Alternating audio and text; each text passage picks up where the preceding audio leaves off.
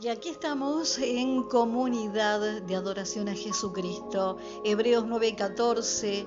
Si la sangre de los animales los limpiaba de mala conciencia, Hebreos 9:14, cuánto más la sangre de Cristo, el cual mediante el Espíritu Eterno se ofreció a sí mismo sin mancha a Dios, limpiará vuestras conciencias de obras muertas para que vivan, para que todos los que creen vivan, para que los que creemos podamos servir, dice, para que sirváis al Dios vivo. Ahora, el antiguo pacto nos cuenta que cada vez que derramaban sangre su conciencia se quedaba tranquila porque decían, ahora sí, estamos limpios de los pecados, pero luego tenían que volver a hacerlo porque otra vez pecaban y otra vez necesitaban que su conciencia esté limpia. Cuando Jesús derrama su sangre, los judíos de la época, los hebreos, ya no hebreos sino judíos y de otras nacionalidades que habían creído en Jesús,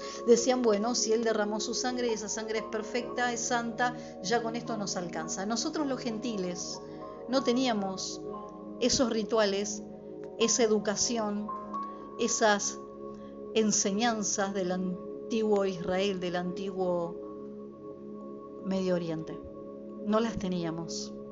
Jesús, a los que no son judíos, a los que no pertenecen a Israel, cuando se los encuentra en las aldeas y charla con ellos, no les habla de que Él va a derramar su sangre, se lo dice a los 12. A los 12 discípulos, ¿escuchaste? A los 12. ¿Y de dónde eran? ¿De qué pueblo eran los 12? ¿De qué pueblo eran los 12? Pedro, Juan, Tomás, Mateo. ¿A qué pueblo pertenecían los 12? Entonces Él en la última cena le dice, este es el nuevo pacto. Y les explica el vino, el significado del pan, de su cuerpo que iba a ser entregado. Le explica a los 12. Ahora nosotros que no somos parte de ese pueblo, que no pertenecemos a Israel, la Biblia habla de que podemos ser judíos sin ser judíos y que pertenecemos al pueblo sin haber sido su pueblo y todo eso. Lo sabes, si lees la Biblia lo conoces.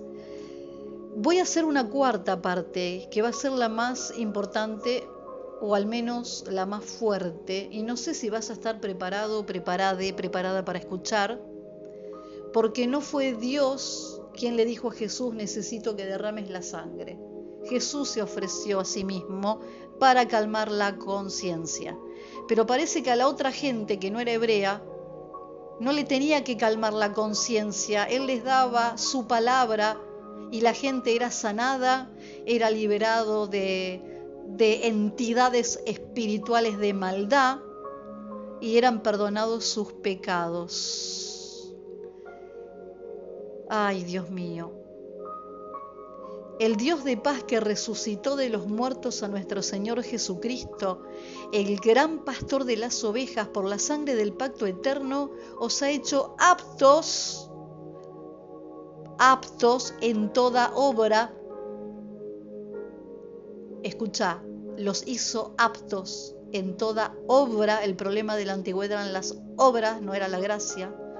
Las obras de buena obra para que hagáis su voluntad, haciendo Él, o sea Jesús, en vosotros lo que es agradable delante de Él, de quien del Padre, por Jesucristo, al cual sea la gloria por los siglos de los siglos. Amén. Todo lo que tiene que ver con sacrificios va a estar en el Nuevo Testamento, en el libro, en la carta que le escribió a los hebreos.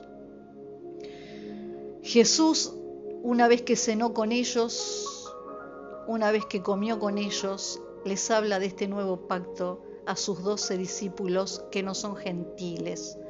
Luego Jesús intercepta a Saulo, que vivía en Tarso, y Jesús le da la misión de llevar el evangelio de su reino y de su gloria y de su gracia a los gentiles, a todos los que no son del Medio Oriente, todos los que no pertenecen al pueblo hebreo. Por eso Pablo, como hebreo, explica lo que simbolizaba una cosa y lo que era otra. Pero a mí me fue dado, dice él, a mí me fue dado el llevar la palabra de Jesucristo y no llevar los 10 mandamientos, sino llevar este mensaje de gracia plena, este mensaje de amor desbordante y sobreabundante, este mensaje que es lo máximo en belleza, este mensaje que no necesitaba un sacrificio, necesitaba ser recibido. Jesús necesitaba ser recibido por su pueblo, pero su pueblo le rechazó, su pueblo lo rechazó. Entonces, por ese rechazo llegó el mensaje a los gentiles, que sí lo recibieron. ¿Saben una cosa? Y con esto los dejo y vamos a ir al cuarto audio, para mí el más fuerte de todos. Dice la Escritura que estábamos esclavos, los gentiles, de pecado, de Mabé, del espíritu del pecado, de Mabé, y que estábamos esclavos del Hades, que éramos esclavos de Hasatán, que estábamos lejos de nuestro origen, lejos de Dios. Colosenses 1, versículo 13 y 14 dice, hablando de Yahshua, hablando de Jesús, Él nos ha librado del poder de las tinieblas y nos ha trasladado al reino de su amado Hijo, en quien tenemos redención por su sangre, el perdón de pecados. Y te dejo pensando en esto, meditando en esto. Dios nos ha librado del poder de las tinieblas. Cristo, que es Dios, nos ha librado del poder de las tinieblas por medio de su trabajo perfecto y consumado. Fuimos trasladados al reino de Cristo, en quien tenemos liberación. La pregunta es, si estábamos esclavos de Mabé, de pecado, si estábamos esclavos del espíritu de la muerte, si éramos esclavos de Hasatán, ¿a quién se le pagó por nuestros pecados?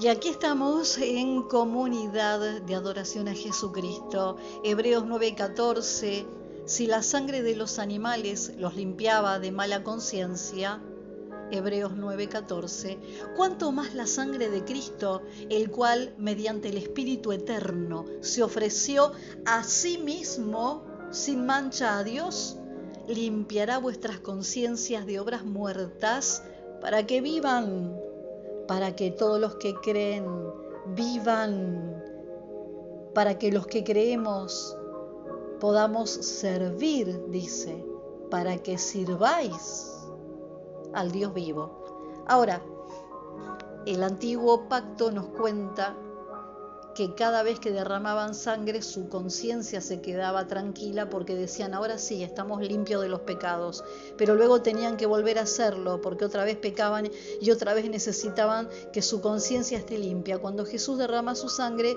los judíos de la época, los hebreos, ya no hebreos sino judíos y de otras nacionalidades que habían creído en Jesús, decían, bueno, si Él derramó su sangre y esa sangre es perfecta, es santa, ya con esto nos alcanza. Nosotros los gentiles no teníamos esos rituales, esa educación, esas enseñanzas del antiguo Israel, del antiguo Medio Oriente.